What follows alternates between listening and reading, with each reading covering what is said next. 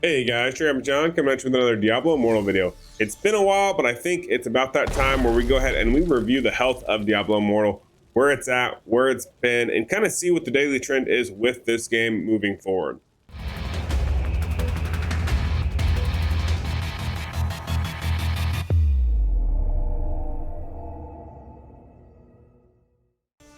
All right, so as you guys know, I've done this video almost every single month since the launch of Diablo Immortal, trying to see where it's going to trend, if it's going to be downward, it's going to be upwards, if it's going to fall off in certain areas, but maybe gain traction in other areas.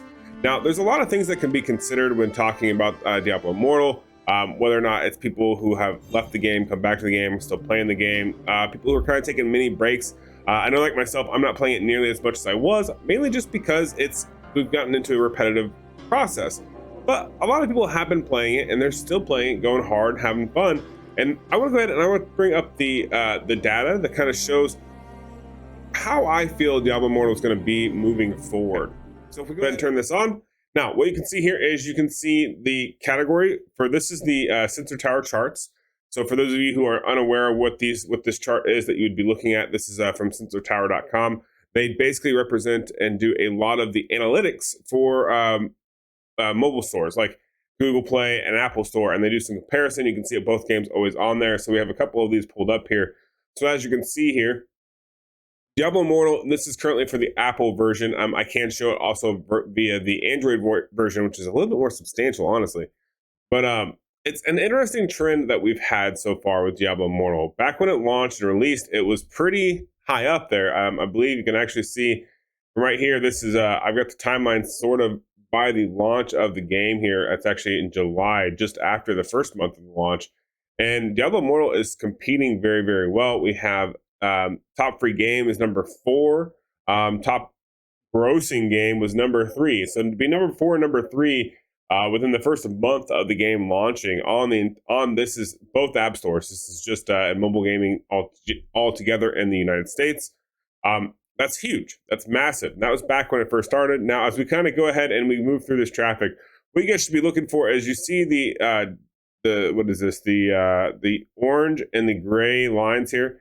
Notice that as we go down to other ones, what we're looking for is we're looking for how far does this drop off? Where are we at? So notice that right now we're at September 12th, which is about a month ago.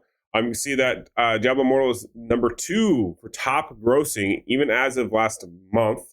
You can see that the top free game, it's dropped down to number 40. Now, once again, we started the month prior to that at number 4, and now we're basically a month later, or 2 months later, 1 month ago, and we're at 40. Now, okay, that's to be expected, right? You always get an initial influx, initial hype. The game got bodied a little bit at the beginning with all the content creators and the pay-to-win wall, yada, yada, yada. And then now here we are present day, and this is going to be kind of more of like what the general population looks like for Diablo Immortal. So we're at 40th right now.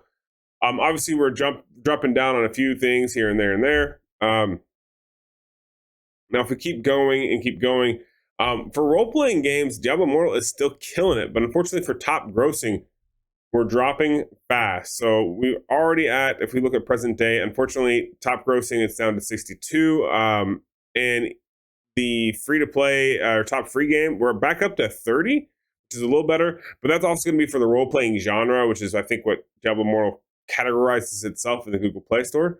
But it's interesting to see what that is. And keep in mind, this is on the Apple Store. So if we swap this over and we say, okay, Google Store, what happens when we go to the Apple Store and we switch those metrics? All right, so now you can see on the Apple Store here, if we look at what is this, July, right, the center part here. Actually, no, sorry, it's September. Let's go ahead and let's get this adjusted to show all the way back in July, just to compare to what I was looking at before. I think we'll start somewhere in there. Okay, let's go ahead and apply that range. Perfect, thank you. Now, what you can see here is back then in July, iPhone, it was actually a little less, and that's a month after the initial launch. And we were dropped down to top grossing role-playing game was number 6. Free game was number 76. That's just overall, right? So as we keep going through here, see what the trend is. So Diablo Immortal as a free game is already dropped down to 173 on the Google Play Store, and that's in the end of month of like October or August, which is kind of bad. But if we keep moving all the way to, let's just skip to present day. Let's not keep messing around here. When we talk about the Apple Store, top free game, top grossing of all categories is 73rd. iPhone crossing games 39. I'm not sure, or no, regular games, all, and then categories, which is interesting that they have both those on here. Sorry, that just took me for a loop a little bit. But overall, it's not looking great. Grossing is perfect, but unfortunately, the free games is like we're at 222 here, so that's terrible. That's a pretty downward trend. And that's within what, a few months of games. So we have not good trending data. Let's go ahead and let's look at what it looks like on the streaming side of things. And streaming side of things, yeah, it's been interesting. So obviously you have this metric's going to be hours watched, hours broadcast, viewers, yada yada yada. It's going to take everything into account right here. So let's go ahead and let's refresh that, and let's make sure that the timeline here is correct. So I got June all the way until present day, which is basically the last 180 days. But yeah, you can see streaming wise, it's interesting. So if we come down here, we're actually less on the streaming hours now than we were at the initial, but we're still getting traction. It's almost as if we're getting newer viewers coming in watching our content and a stream, versus a lot of the older players are trying to transitioning out. That's typically how a lot of these trends work. And for those of you who are wondering why would I say that, well, because the fact that the average viewers is going up, hours broadcasted is obviously that's going up. But in general, the everything that's calculated here, the viewer ratio is still going up, which means that out there it's still growing. Typically, you don't start high, go low, and then come back up unless you have some sort of a growth. I've also noticed that in my YouTube videos, a lot of the commenters now are different than what they used to be, my daily commenters. And also the mentality is a lot different. So this tells me that we're slowly bringing in other people who maybe weren't a part of the initial launch. Now, I'm hoping that maybe the game will start picking back up and we'll get higher up in these rankings, because obviously that's what's going to matter. This kind of shows the life of the game and the health of the game. But I think they need to start doing something else as well, just to kind of push forward the initiative of, hey, the game's here, it's not going anywhere, we're listening to you, we're going to make this better.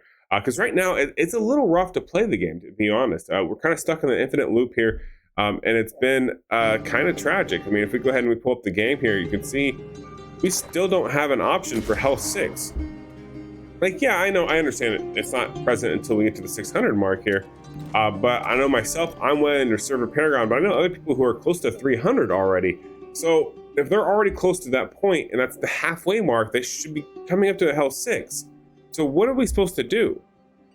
At this point, once you make it to Paragon 5, or Hell 5, sorry, your Paragon level doesn't really matter as much, because once you make it Hell 5, you can see here what the requirements are for equipment drops, Paragon levels. But when we start figuring out, okay, what is the combat rating for all these locations, right? It's hits a threshold, and it's a pretty wide threshold that a lot of people are getting away from. So what gives them the incentive to grind that gear and do this? Because also the challenge risks, I've maxed out at 200, and as far as I'm aware, they still haven't extended. Now, have I maxed them out personally? No. I should probably honestly go back and start doing some of these, so that way I can get these, try to get all the way up to 200 myself. But yeah, it's one of those things where, what is the end goal here, and are people going to stick around until we get to it? I'm curious to see what you guys think about this. If you guys are like, well, Diablo Immortal's dead, I'm done playing it. If you guys are getting bored, taking a break, I'm just curious to hear the general public's opinion about it. I know myself, I'm finding myself not playing nearly as much, looking for other games. I've actually just fired back up Path of Exile. I'm going to play that for a little bit, just for fun, because I enjoy it.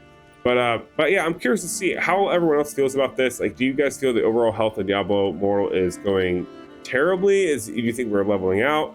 Do you guys think content-wise that we have enough content to play the game? I'd be very curious to hear everyone's opinion. So that's going to do it for today's video. I hope you guys enjoyed it, and I'll catch you in the next one. Peace.